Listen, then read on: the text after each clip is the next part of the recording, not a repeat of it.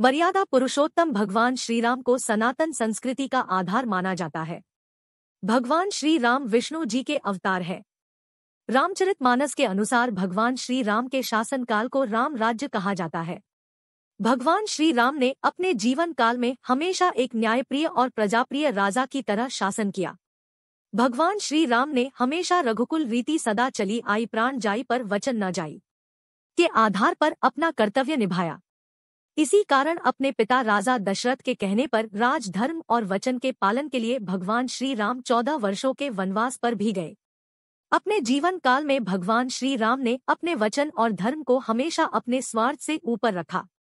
हम सभी भगवान श्री राम को सियावर विष्णु अवतार रघुनंदन मर्यादा पुरुषोत्तम भगवान राम और श्री रामचंद्र जी के नाम से जानते हैं।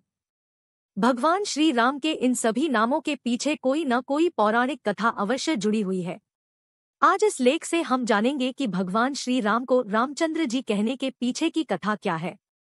पंडित इंद्रमणि घनश्याल बताते हैं कि रामचरितमानस और रामायण जैसे धार्मिक ग्रंथों के अनुसार भगवान श्री राम का जन्म त्रेतायुग में अयोध्या नगरी के रघुकुल वंश के राजा दशरथ और उनकी पत्नी कौशल्या के घर में हुआ। राजा दशरथ कई वर्षों तक संतान सुख से वंचित रहे थे। इसके बाद ऋषि मुनियों द्वारा बताए गए उपायों को करने से राजा दशरथ की तीनों रानियों कौशल्या, केकयी और सुमित्रा को पुत्र रत्न की प्राप्ति हुई। माता कौशल्या के पुत्र भगवान श्री राम हुए जो श्री हरि के रूप थे।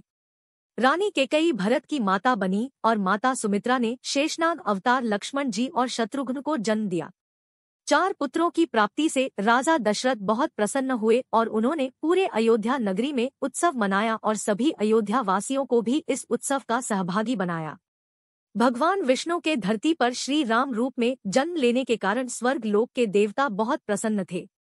इसी कारण जब अयोध्या नगरी में दशरथ के पुत्रों के जन्म का उत्सव मनाया गया तब भगवान सूर्य देव अस्त होना भूल गए और अयोध्या नगरी में रात नहीं हुई। रात ने भगवान विष्णु से कहा कि मुझे भी आपके राम रूप के दर्शन करने हैं। तब विष्णु जी ने सूर्यदेव से अस्त होने की प्रार्थना की। जब अयोध्या नगरी में रात हुई तब रात ने भगवान श्री राम से कहा कि सूर्यदेव के कारण मुझे देरी से आपके दर्शन करने का सौभाग्य प्राप्त हुआ है।